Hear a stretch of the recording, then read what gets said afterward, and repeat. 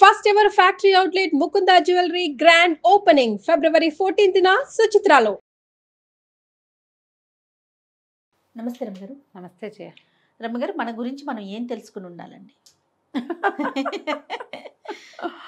మన గురించి మనకు అన్నీ తెలియాలి జయ. అన్నీ తెలియాలి కదా. మన శక్తియుక్తులు, ఆ, మన బలాలు, మన బలహీనతలు, మన భయాలు, మన అనుమానాలు అన్నీ తెలియాలి. ఖచ్చితంగా తెలియాలండి. మనమేంటో ముందు మనకి తెలియాలి. ఆ, నాకేం కావాలో నాకు తెలిసి ఉండాలి కదా. ఇప్పుడు అన్నం తినడానికి కూర్చున్నాం అనుకో జయ, ఆడు వడ్డిస్తున్నాడని తింటాము మనం. మనకి కొన్ని టేస్ట్లు, ఇష్టాలు, అవి ఉంటాయా? రుచులు కావాలనే తర్వాత feelings. మన తాలూకు మన పొట్ట తాలూకు సైజు, అంత Size. సైజా ఇంత సైజా ఇంతే ఉందా ఇది ప్రధానం. సైజు. దీంతో పాటు మన అరుగుదల, మనకు అది ఎంత మటుకు సూట్ అవుతుందో తెలియాలిగా. ఎంత మటుకు అన్నీ తెలుసుకోవాలి జయ. మనం ఏంటంటే చాలాసార్లు మనని గురించి మనం చాలా ఎక్కువ ఊహించుకుంటాం, అదొక సమస్య. మనని మనం చాలా తక్కువ, మన వల్ల కాదు మన వల్ల కాదని ఏమీ చేయకుండా కూర్చుంటాం, అది ఇంకో సమస్య. రెండు సమస్యలే. అబ్బో ఇవన్నీ నాతోటి కాదబ్బా, ఇవన్నీ ఎవరు చేస్తారు, అబ్బా మళ్ళీ ఇంకా పని చేయాలా, ఈ పని ఎవరు చేస్తారు, ఎంతెవరు చేస్తారు, నా వల్ల అంత కాదు, మనతోనే అంత కాదు, ఇవే. అలాగే గెంటుతూ చేస్తాం, నిజంగా వెళ్తే చేసేస్తాం. కానీ నా వల్ల కాదబ్బా, బాబు ఇంత పనే నేను చేయలేను. మా చిన్నప్పుడు మా బావ చెప్తుండేవారు, పెరుగాను అబ్బా ఏంత అండక ఇంత అన్నం పెట్టేసావు, పెరుగాను ఎక్కువైంది ముందు తినేవే అంటుండేవారు. ఎంత ఎక్కువైందో చూపించారు, ఇంత ఎక్కువైంది అది ముందు తినేసి ఇప్పుడు నీది నువ్వు తిను. అయిపోయే. బాగుంది. ఎప్పుడు ఆయన రెగ్యులర్ డైలాగ్ అదే ఉండేది, ఎక్కువైంది ముందు చేసేయాలి. ఎప్పుడు కూడా ఆడవాళ్ళకి తమ శక్తియుక్తలు బలము తెలిసి ఉండాలమ్మా. నేను ఇంతే చేయగలను అని ఎప్పుడు అనుకోకూడదు. ఇంతే చేయగలిగితే నేను ఇంతే, నా వల్ల కాదు అంటే నువ్వు అక్కడ ఆగిపోతావు. ఆగిపోయావంటే దొరికిపోతావు. దొరికిపోతే ఇంకేముంది, ఇంకేం లేదుగా. అంతేగా. కానీ మనకి ఇంకేమీ లేదు, ఇలాగే ఉందాము, ఇలాగే కట్టుబానిసలాగా పడుందామని మనం అనుకోగలమా? పోనీ మనమే అడగే అనుకుని ఎటగొట్టా ఉన్నాం అనుకో, ఎవరినైనా స్వేచ్ఛా విహంగాలు చూస్తే మనకు మండిపోతూ ఉంటుంది. వీళ్ళు అన్నీ చేసేస్తున్నారు, మనం ఏంటి ఇలా చచ్చుపద్యమలా ఉన్నాం అనిపిస్తుంది. ఈ చచ్చుగా ఉండడానికి కారణము ఎక్కువ భాగం మనమేనని మనం నమ్మం, కానీ అక్షరాల అది నిజం. మనం చచ్చుగా చేతకాకుండా ముందుకెళ్ళలేకుండా ఏదో పనికిమాలినతనంగా అలా ఉన్నాము అంటే మనం ఏం చేస్తామంటే వీటన్నిటికీ కారణాలు చుట్టుపక్కల వాళ్ళని చేస్తాం. మా అమ్మ నాన్న అలా పెంచారంటాం, మా ఆయన అలాంటి వాడంటాం, మా అత్తగారు రాకాసి అందుకే నేను ఇలాగున్నానంటాం. లేకపోతే ఇవేమో కుటుంబాలు, ఆఫీసుల్లో మన పైవాళ్ళు, మా టీమ్ లీడర్ ఇలాంటి వాడు, లేదా మా ఆఫీసర్ అలాంటి వాడు, మా హెచ్ఎం ఇలాంటిది, అందుకే నేను ఇలా ఉన్నాను. ఏమీ కాదు, అది 50% కూడా కాదు. ఒక 30-40% పరిస్థితులు ఉంటాయి, మిగిలినది మనమే. మనని మనం రెడీగా ఉంచుకుంటే పరిస్థితులు 30-40 కదా. మెల్లిగా ఒకటి తోస్తావు, 10% వెనక్కి తోస్తావు దాన్ని. తర్వాత నీదే ముంచే ఈ పై చేయి అవుతుంది. ఓకే, అవును. ఈ పాయింట్ అయితే రెండోది ఇంకోటి ఉంటుంది. నన్ను నేను చాలా మిస్ ఇండియాగా ఊహించుకుంటాం. మన సౌందర్యం, మన తెలివి, మన సమర్థత మనకు వచ్చినంత ఎవరికి రాదు, మనకు తెలిసినంత ఎవరికి తెలీదు. మనం ఏం చేస్తే అదే సూపరు, మనదే. మంది నేను చేసింది సరే కరెక్ట్ ఉంటాయి కదా. ఉంటాయి. అందరికీ కొంతమంది ఉంటారు జయ, ఒక్కొక్కళ్ళకి ఒక్కొక్క రకం అనమాట. ఎవరికైనా ఏదైనా ఇవ్వటం ఒక హ్యాబిట్గా ఉంటుంది. అందరికీ తలా కాస్త పంపుతారు. ఎవరో చుట్టాల్లోనో ఫ్రెండ్స్లోనో ఏదో కొన్ని వస్తువులు వచ్చాయి, కొన్ని చేసాం, ఓ పచ్చడి చేసాం, కూర చేసాం, పప్పు చేసాం, లేకపోతే ఏవో కొన్నాం, పంచి పెడతారు. అది అవతల వాళ్ళని సాటిస్ఫై చేస్తుందో లేదో పొరపాటును కూడా కనుక్కోరు. అవతల వాళ్ళు మొహమాటంగా చెప్తున్నారా నిజంగా చెప్తున్నారో తెలుసుకోరు. పంచటం మా యొక్క హ్యాబిట్ అనుకుంటారు. ఎందుకు వాళ్ళకి నచ్చింది, ఎందుకు ఆ పనులు, అవును, ఇది ఒక గోల. అక్కడి నుంచి అవతల వాళ్ళకి సలహా చెప్తాం, అందరికీ సలహాలు చెప్తాం.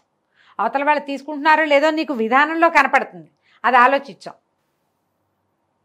ఈ రెండు సమస్య, ఇది కూడా ప్రాబ్లమే. అక్కడి నుంచి ఏదైనా పనికి అన్నీ నేను చేసేస్తా అంటాం. నేను చేస్తాను, నేను చేసిస్తాను, నేను చేసి పెడతాను, నేను ఉంటాను, నేను వచ్చేస్తాను, నేను నిలబడతాను. ఎన్ని ఎలిమెంట్స్ ఉంటే మనం చేయగలము జయ?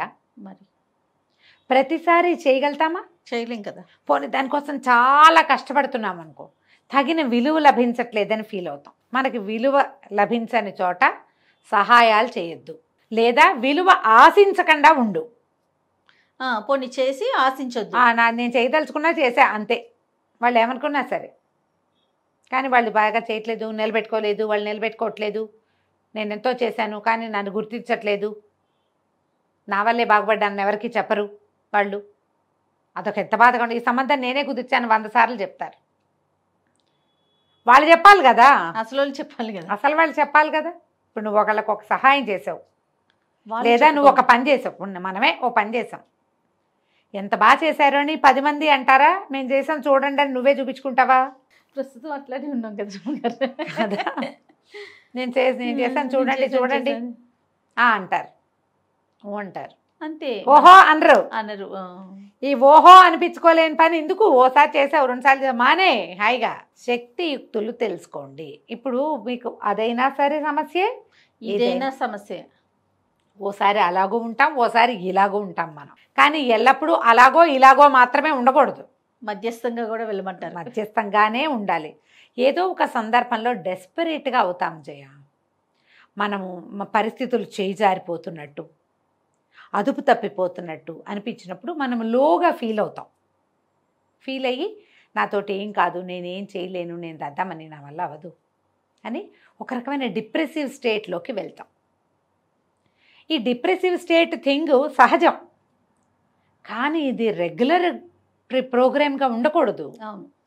దానివల్ల ఏమవుతుంది, క్రమంగా మీరు డిప్రెసివ్ మోడ్లోనే ఉంటూ ఉంటారు.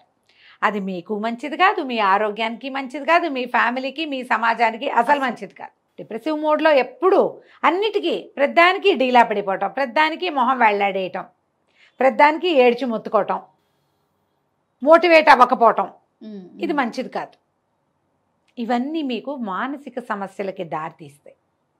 ఈ డీమోటివేట్ అయిపోవటము, లేదా డిప్రెసివ్ మోడ్లో ఉండడము, వీటితోటి ఏమవుతుంది, పీరియడ్స్ అలాంటివన్నీ డిస్టర్బ్ అయిపోతాయి జయ. హార్మోన్స్ డిస్టర్బ్ అవుతాయి, తద్వారా ఆరోగ్యం పాడవుతుంది. కరెక్ట్ అండి. మీ ఆరోగ్యం పాడైతే మీరు ఒకరే కాదమ్మా, ఒక స్త్రీ ఆరోగ్యం మీద వాళ్ళ కుటుంబం ఆధారపడి ఉంటుంది.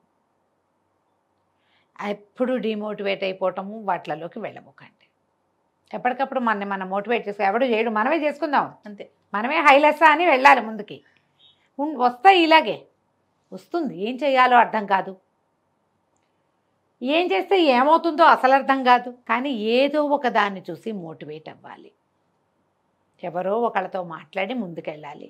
మిమ్మల్ని దిగలాగేసేవాళ్ళు కాకుండా కొంచెం బూస్టప్ చేసి, ఇలాగే ఉంటుంది జీవితం, ముందుకెళ్ళు. ఏదో స్వీట్ తిను, ఓ ఐస్ క్రీమ్ తిను, కాసేపు బయటికి నడిచేళ్ళు, 4 వాక్ చేయి, ఎవరితో నా ఫ్రెండ్స్తో మాట్లాడు, మోటివేట్ అవ్వు, ముందుకెళ్ళు అని చెప్పే వాళ్ళని చూడండి. మిమ్మల్ని కాలు పుచ్చుకుని కిందకి లాగేసే జనాలు ఎవరైనా మీ సమాజంలో ఉంటే తుచ్చు, వాళ్ళతో వదిలేయండి వాళ్ళని. ఎప్పుడైనా వాళ్ళే హలో అనాలి, మీరు మాత్రం హలో అన్నది. వాళ్ళు హలో అన్నప్పుడు అనండి, మీరే పనిమాల ఫోన్ చేసి మళ్ళీ ఇంకా కిందకి వెళ్ళిపోయే ప్రోగ్రాం పెట్టద్దు. అక్కడి నుంచి ఇంకొకటి ఉంటుంది, నువ్వు తోపువి, నువ్వు తురుమువి అని మిమ్మల్ని రెచ్చగొట్టే వాళ్ళు ఉంటారు. అవును రాము గారు, చాలా మీకంత మీలాంటి వాళ్ళు మీరే. నువ్వేమైనా చేసేయగలవు, నువ్వు ముందుండు అని తోసేవాళ్ళు ఉంటారు. నిన్ను తోస్తున్న వాళ్ళు ఎందుకు ముందులేరా ఓసారి ఆలోచించు. అవునా పాయింట్? ఈ తోసి వినోదం చూద్దాం అనుకుంటున్నారా? నిన్ను ముందుకు తోసి వాళ్ళు ఏదైనా ఆశిస్తున్నారా? ఇది ఆలోచించండి. అలాంటిది ఏం లేకపోతే పర్వాలేదు, కొంతమంది ఉంటారు అట్లా. మన హైలెస్సా అంటూ ఉండేవాళ్ళు వాళ్ళే అంటుంటారు, మనం అనక్కర్లా, మన పడవని వాళ్ళే తోస్తారు. కానీ మీరు తోయబడద్దు. What is me, what I want, ఈ 2 మీకు తెలియాలి. తెలీదు, ఇప్పుడే ఆలోచిస్తున్నారు మనం మాట్లాడుతుంటే. ఇప్పుడు ఆలోచించండి, అసలు నేనేం చేయగలను, నేను అది చేస్తా ఇది చేస్తా. ఓ 10 మంది వస్తే వంట చేయగలవా నువ్వు? ఓ 25 మంది ఒక గ్రూపుని మేనేజ్ చేయగలవా? ఆర్గనైజ్ చేయగలవా? ఒక 4 మంచి మాటలు చెప్పి అవతల వాళ్ళకి అర్థమయ్యేలా చేయగలవా? ఎవరినైనా మోటివేట్ చేయగలవా? ఎవరికైనా నచ్చ చెప్పగలవా? కనీసం నీ పిల్లలకైనా. ఏదైనా విపత్కర పరిస్థితి వస్తే హ్యాండిల్ చేయగలవా క్వశ్చన్స్ వేసుకో. అవును అవును ఎస్ ఎస్ ఎస్ అన్నీ ఐ క్యాన్ అని ఆన్సర్లు వస్తే నువ్వు 80% చేయగలవు.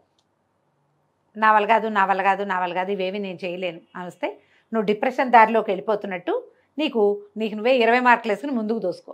అంతే. ప్రతి వాళ్ళు మన వెనకాల మన చేతులు పెట్టుకుని తోసుకోవాలమ్మా ముందుకి. తప్పదు. నువ్వు పరిగెత్తి పైకెళ్ళి పతాకాన్ని అంటుకుంటాను అనకూడదు, కింద చతికిలబడి నేలకు అంటుకుపోతాను అని అనకూడదు.